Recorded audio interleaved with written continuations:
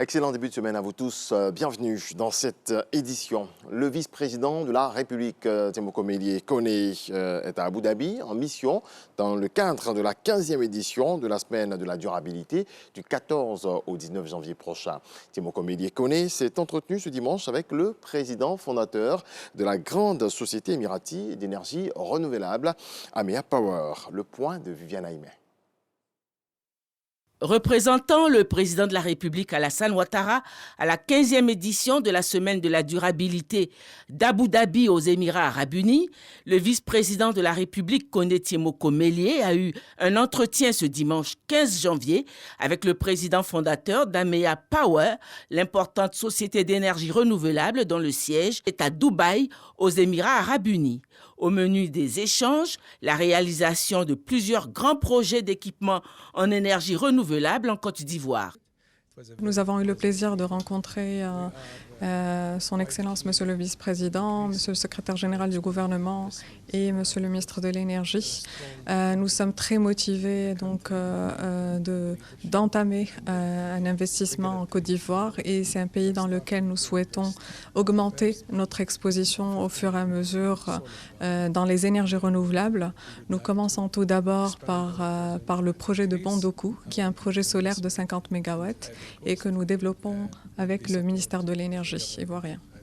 Cet investissement en centrale solaire permettra d'équiper les localités les plus reculées de la Côte d'Ivoire en électricité et autres commodités modernes.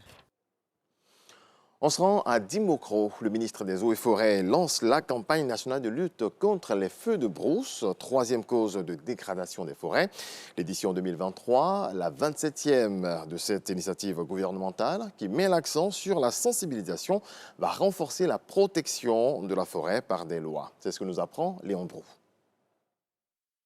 En plus des 59 décès, les feux de brousse ont détruit en 2022 1000 hectares de forêt, 600 hectares de culture de rente et 4 villages. Pour dire non cette année à ces incendies et feux sauvages, encore troisième cause de dégradation des forêts, rendez-vous à Kangrassou, département de Dembokro. Sensibilisation par le théâtre et la poésie, partage d'expériences en matière de lutte contre les feux de brousse, avec notamment le prix d'excellence 2022. Il n'existe plus pratiquement de feux de brousse parce que nous-mêmes, nous n'en mettons pas.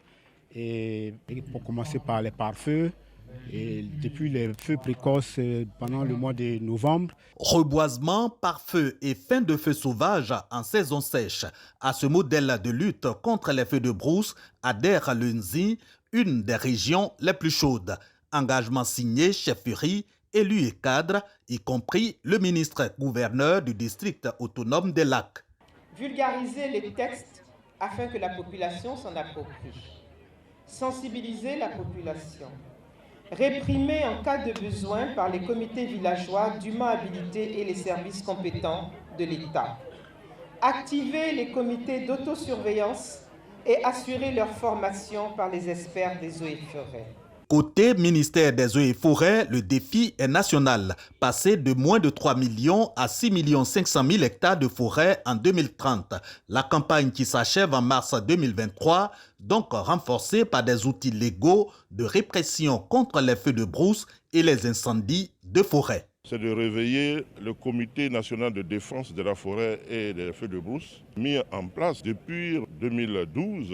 Les plaidoyers sont en train d'être faits auprès du gouvernement et des partenaires au développement pour que les moyens puissent être mis en place pour que ce comité-là puisse fonctionner et travailler d'arrache-pied en mettant en pole position les différents comités au niveau régional, au niveau départemental, sous-préfectoral et villageois. Faire en sorte que la chasse qui est interdite depuis 1972 puisse être respectée. Objectif, contribution de la lutte contre les feux de brousse à la reconstitution du couvert forestier, tel que le stipule le thème de la campagne nationale 2023, qui redynamise les comités locaux et renforce leurs capacités. Lutte contre le phénomène des enfants de la rue. Un plan d'urgence sera mis en œuvre dans quelques jours. Un plan qui recommande la construction de 3 centres de transit d'urgence dans le district d'Abidjan. C'est à l'issue de la réunion du comité interministériel portant sur ce phénomène, comité dirigé par la ministre Nassénéba Touré. C'est ce que nous apprend Mamadou Kwasi. Selon les dernières études réalisées par des organismes internationaux, l'on dénombre environ 2 millions d'enfants en situation de rue en Côte d'Ivoire. Les raisons de la présence de ces enfants âgés de 3 à 17 ans s'expliquent par diverses raisons, dont la précarité de certaines familles. De nombreuses initiatives sont menées par le ministère de la Femme, de la Famille et de l'Enfant pour sortir ces enfants de la rue. Et pour renforcer ces actions de terrain, le gouvernement vient de mettre en place un comité interministériel présidé par la ministre de la Femme, de la Famille et de l'Enfant. Il s'agit de créer une synergie autour de la question des enfants en situation de rue. Il faut travailler, se concerter pour voir les causes profondes de la présence de ces enfants dans les rues et essayer de trouver des solutions à la racine. Et c'est ce que nous allons faire parce que nous sommes conscients d'une chose, ce sont ces enfants-là qui sont la relève de demain. Donc dans les mois à venir, je pense que le constat devrait être là. Chaque Ivoirien devrait remarquer qu'en sortant de chez lui, il y avait une image qu'il ne verra plus ou qu'il ne voit pas.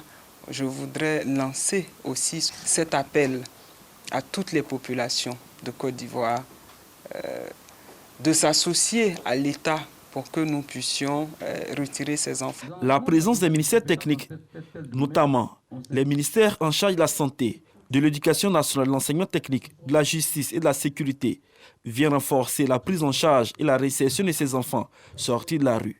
La ministre Nassénéba Touré rassure que tout sera mis en place pour accompagner dignement ces enfants en situation de rue. Un plan d'urgence sera mis en œuvre pour faire face à la recrudescence de ces enfants en situation de rue.